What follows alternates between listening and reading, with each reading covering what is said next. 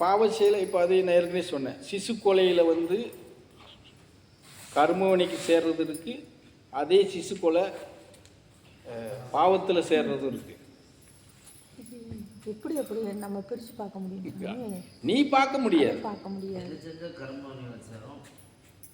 புரியுதா? ஒரு கர்ப்பிணியை நீ வந்து கொலை பண்ணுறன்னு வச்சுக்கோ, அது பெண் பாவத்தோட சிசு கொலையோட சேர்ந்து வரும், பாவத்தில் வரும். சரியா? 6 வயசுக்குள்ளே இருக்கிற குழந்தைய கழுத்தெடுத்து கொல்றேன்னு வச்சுக்கோ, கர்மாவில் வரும்.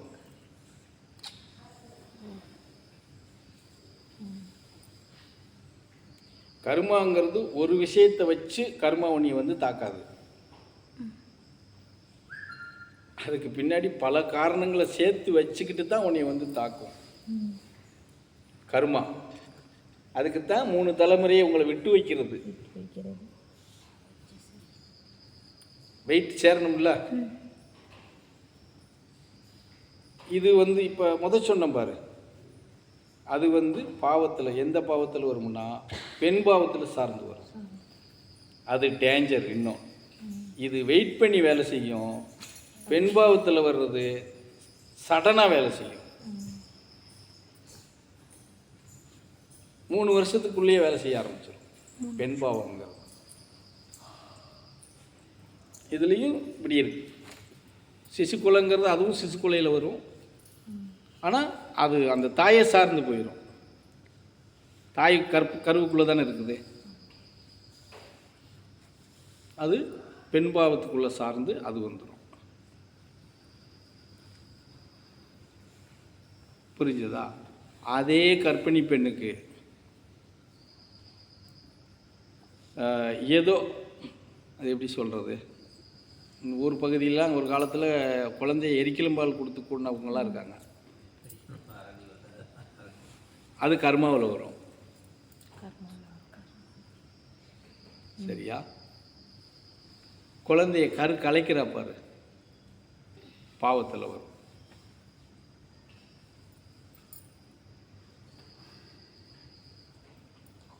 புரிஞ்சுதா? ஒரு இந்த இதில் ஒரு 6 குழந்தை இல்லை 4 குழந்தைக்கு மேலே ஒருத்தி கற்களைச்சால், அடுத்த ஒரு ஜென்மம் எடுத்தால் அவளுக்கு குழந்தை பாக்கியம் இருக்காது. கற்களைச்சால். புரிஞ்சுதா? குழந்தை பாக்கியம் இருக்காது. அன்னைக்கு வேண்டாம் வேண்டான்னு இன்னைக்கு வேணுங்கிற உனக்கு இல்லை போ எப்படி அப்படின்னு தூக்கி போட்டு போயிடுவாங்க. ஒரு பெண்ணுக்கு வந்து ஒரு கணவனாக இருக்கிறவன் நிர்பந்தப்படுத்தி அந்த குழந்தைய கருக்கலப்புக்கு ஆளாக்குனான்னால் அவனுக்கு அது கர்ம வினையில் சேரும்.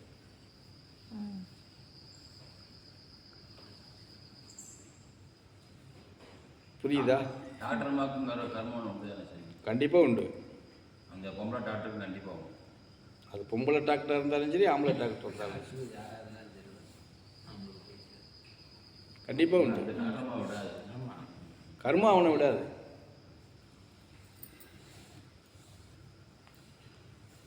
இன்னும் சொல்லப்போனால் வைத்தியர் இறைவனுக்கு சமம்.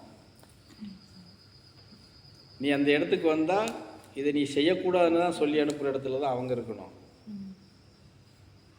செஞ்சுக்கோ எனக்கு 10,000 கொடுத்துரு அப்படின்னு சொன்னால் பாவத்தில் மாட்டிக்கிடுவாங்க, அவங்க மாட்டிக்கிடுவாங்க. இப்படி ஒவ்வொரு விதமும் இருக்குது.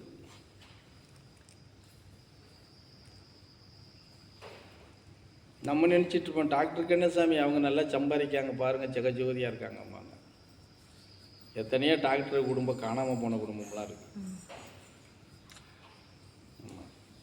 இதே ராஜபாளையத்தில் நிறைய கேள்விப்பட்டிருப்பீங்க. அவர் ஆர்த்தோ டாக்டர், மதியழகன் சொல்லி கவர்மெண்ட்லேயும் வேலை பார்த்தாரு. ராஜபாளையத்தில் மிகப்பெரிய ஆர்த்தோ கிளினிக்கும் வச்சுருக்காரு. இன்னும் அந்த கிளினிக் இருக்குது. கருக்கலைக்கிறதுலேருந்து எல்லா ட்ரீட்மெண்ட்டும் பார்ப்பார். கேட்டால் என் தொழில் தர்மம் அப்படிம்பார். காலு லேசாக நீ உடைச்சிட்டு போயிருந்தேன்னா அவருக்கு இன்னும் முழுசாக உடைச்சி கட்டு போடுவார்.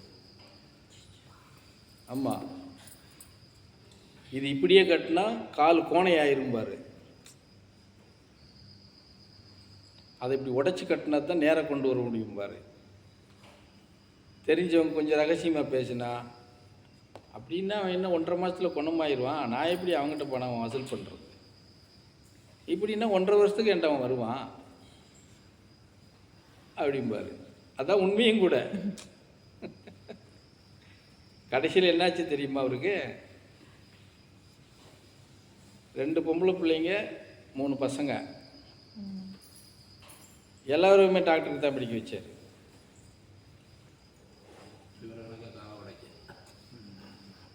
சரியா? எல்லா குழந்தைகளும் டாக்டர் படித்து முடிச்சிட்டாங்க.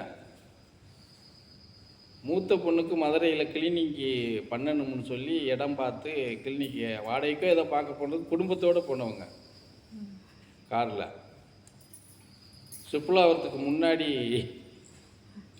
இப்போ அந்த இதுகிட்ட பாலம் போட்டிருக்காங்களாடா, அந்த இடத்துல ஆக்சிடெண்ட்டு, குடும்பத்தோட காலி. அவன் சம்பாதிச்ச சொத்து யார் எடுத்தாங்க, யார் வச்சாங்க, எதுவுமே அந்த உங்களுக்கு தெரியாது. போயிட்டாங்கல்ல.